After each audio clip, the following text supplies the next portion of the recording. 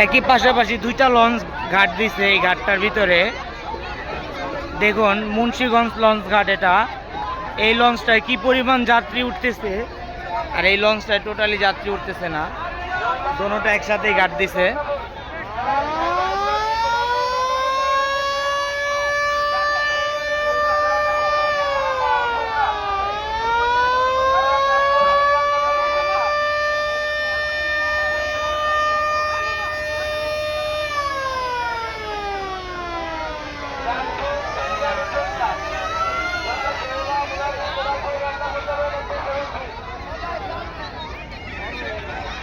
লঞ্চটা চলে গেল, কারণ ওটাতে কোনো মানুষ উঠেই নাই, আর এইটাতে মানুষ ওঠার জন্য উঠছে পড়া ভিড়।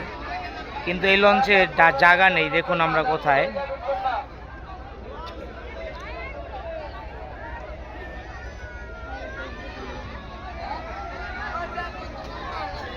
টোটালি জায়গা নেই, তারপরও মানুষ উঠতেছে।